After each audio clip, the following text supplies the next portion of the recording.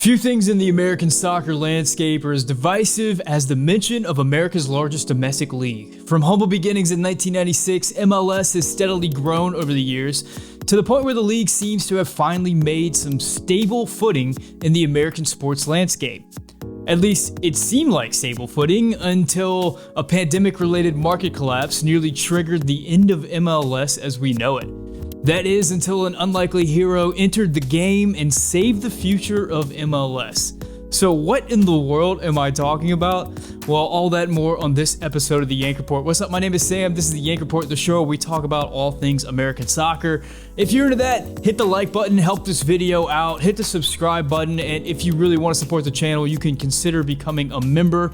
You'll get access to some behind the scenes things, and it's a really cool thing to do if you want to support the channel. What a difference a few months can make. Although MLS has always been filled with reasons for optimism or pessimism, depending on what you're looking for, the looming 2022 broadcast rights deal was different. Since signing their last TV contract in 2015, a deal worth $90 million per year, MLS has continued to expand year over year. And with each additional franchise that has entered the league, the annual $90 million per year was spread thinner and thinner. So if the league hoped to continue down its path of growth, a massive increase in the broadcast rights deal was an absolute necessity. In the summer of 2021, that seemed like a foregone conclusion. The so-called streaming wars had every major player in the streaming game spending big bucks on every bit of content they could get their hands on. MLS was primed for a bidding war between the streaming networks that would result in a lucrative contract. But as the negotiations approached, the bottom fell out of the market. The pandemic streaming boom came to an end, and Netflix experienced a massive loss of subscribers, which then triggered a massive collapse of their stock price. Suddenly, the streaming wars were over. Network executives went from looking to buy everything they could for their streaming platforms to looking for ways to cut costs and manage losses. For MLS, the timing was awful. The bidding war they had anticipated had vanished. MLS had been targeting a deal worth $300 million per year, but the networks weren't offering anything close to that. There were very real concerns that the league would have to settle for a deal that would be worth less on a per-team basis than the previous deal. This was awful news for MLS. For the first time in a long time, the future of the league seemed to be in real peril. Major investment had been made across the league over the last decade in anticipation of a massive increase to the TV deal. With that money now in doubt, what would happen to investors? Would teams spend less? Would owners be forced to sell? Would that trigger a collapse in franchise value and potentially serve as the end of the league as we know it? I know that sounds dramatic, but it was definitely something myself and other concerned fans were thinking about.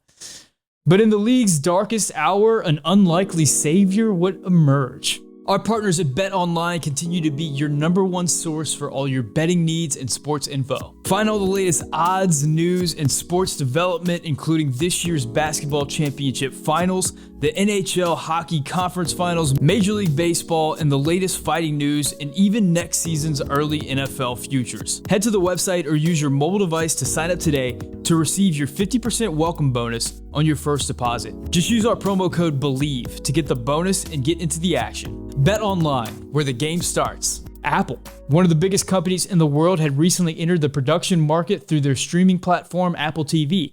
Coincidentally, Apple TV had found major success through their soccer comedy Ted Lasso. In a turn of events that sent shockwaves through the media world, Apple TV and MLS agreed to a massive 10-year, $2.5 billion contract that would see MLS get the money they were looking for. Furthermore, as MLS and Apple's deal is exclusively for streaming rights, MLS still has the opportunity to sell the linear rights to a TV network for additional revenue. In the wake of the announcement, there have been a myriad of reactions from fans and critics, but I think the commonality across the board has been questioning what interest Apple, one of the biggest tech companies in the world, has in MLS. I think one clue can be found in MLS Commissioner Don Garber's comments following the announcement whenever he said, "This is not a broadcast rights deal, this is a partnership." That word, partnership, seems like an indicator of where this thing is going. We know over the last 15 years or so, the lines between sports and entertainment have been blurring. The UFC's Ultimate Fighter TV series helped propel the UFC from a niche sport to mainstream popularity. Most recently, Netflix's Drive to Survive series has seen Formula One explode in popularity across the US. Prior to that, shows like HBO's Hard Knocks and Netflix's Last Chance U have shown consistently that sports mixed with great storytelling can find new audiences, create new fans, and drive ratings. Content is directly impacting sports. If you need more proof, celebrities Rob McElhenney and Ryan Reynolds actually purchased a lower division English team after falling in love with the Netflix series Sunderland Till I Die. That's the power of sports and storytelling. Nowhere has this blending of content and sport been more on display than with the upstart football league, the USFL, a league owned by Fox Sports. Fox has leveraged many of its brands and platforms to cover and promote the league in hopes that their content will drive ratings. Time will tell if this works out, but it's a clear indication of the direction of the industry. So, what does this mean for MLS? Apple TV has already announced plans to produce content covering the league, including post-game coverage, a live whip-around show similar to the NFL's Red Zone, as well as behind-the-scenes content, though I have to imagine it won't end there. My guess, and my hope for that matter, is that Apple TV and MLS have some ambitious plans for content covering the league that will utilize storytelling and high-end production to find new fans and drive viewership. But even if they don't, there's still several reasons for optimism. There seems to be an arms race in Major League Soccer at the moment, with several high-profile players joining the league. Toronto FC are highly anticipating the debut of record-breaking transfer Lorenzo Insigne. Houston Dynamo, a team that's largely been sleepwalking through the past decade in MLS, has new ownership with ambitious intentions. Mexican star Hector Herrera's arrival in Houston has breathed new life into a market that, at least on paper, is a sleeping giant.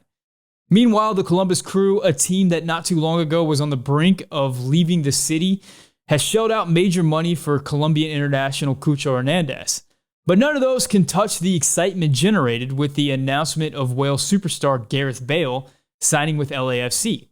LAFC, a relatively new franchise in MLS, has thrown down the gauntlet to the rest of the league, with Bale joining an already star-studded lineup, including Italian superstar Giorgio Chiellini and Mexican star Carlos Vela.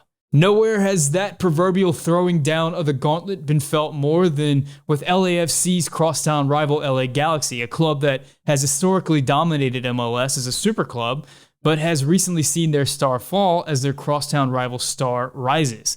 Now, speaking of rivalries, it was Rivalry Week recently in MLS. Now, historically, Rivalry Week has been an absolute joke. One of the biggest criticisms of the league has been a lack of authenticity, and nowhere is that lack of authenticity felt more than in the heavily manufactured Rivalry Week. But this year, Rivalry Week felt different. The LAFC LA Galaxy game just felt important. With Gareth Bale on hand in a packed LAFC stadium, the changing of the guard storyline between the two LA teams made the match compelling. The game actually meant something. Elsewhere in Cascadia, two of the league's best supported clubs faced off in Portland as the Timbers ran over the Sounders for a 3-0 victory. Fox broadcasters Alexi Lalas and Stu Holden made headlines as they discussed whether LAFC versus LA Galaxy or Seattle versus Portland was the bigger rivalry. Later, in a game that was ridiculed by fans prior to kickoff as one of those MLS manufactured rivalries, Austin FC beat down a helpless Atlanta United so badly that star Atlanta United striker Joseph Martinez made some scathing criticisms of the franchise in a passionate outpouring of emotion that's not normally associated with a league that's often buttoned up to a fault. Martinez's remarks have resonated with an Atlanta fan base that has been vocal about their displeasure with the team. And while fans being vocally disappointed is not exactly a great thing for the league, it speaks to the passion of the fan base and expectation for more. All this following a midsummer MLS game against a pseudo-rival. And finally, in a game that not too long ago would have been an afterthought in the MLS schedule, Mexican international Hector Herrera made his debut for Houston Dynamo against FC Dallas in front of a packed Houston crowd.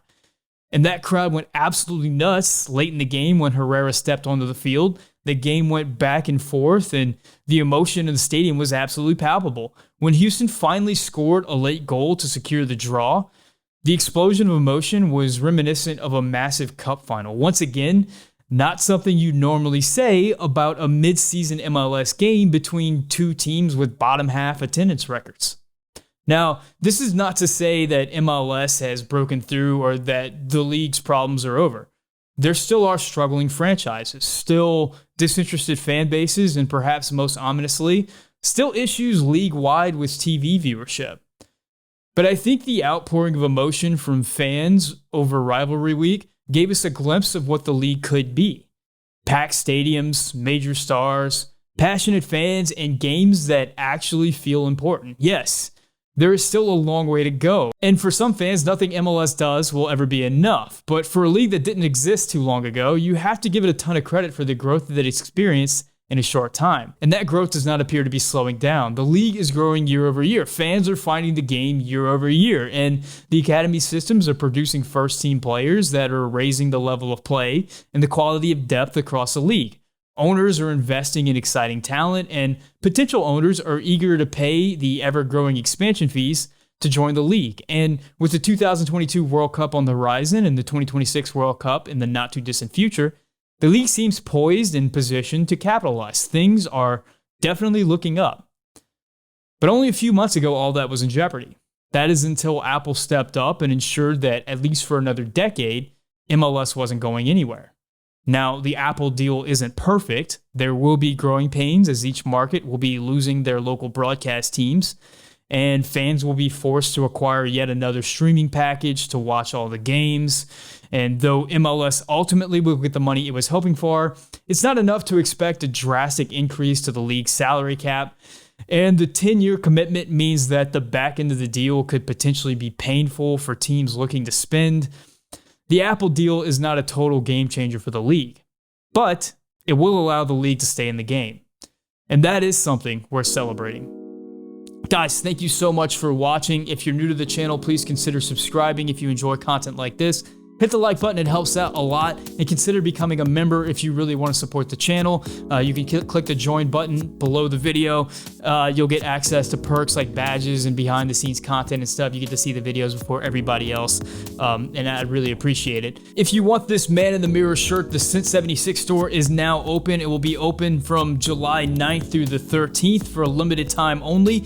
Don't miss out, because once it closes, you might not be able to get this shirt for a long time. So get it now while you can. Don't be one of those people that DMs me like, man, am I too late to get the shirt? When is it going to go on sale again? If you want the Yank Report in podcast form, you can find it anywhere podcasts are found. Si puede hablar español, dígame un comentario en español. Guys, thank you so much for watching. Shout out to my Tier 2 members, Manuel Ariveres, Mike Irish, Matthew Hanna, Christopher Matassa, and Matt Doyle. Thank you so much for watching. My name is Sam, and this is the Yank Report brought to you by Bet Online.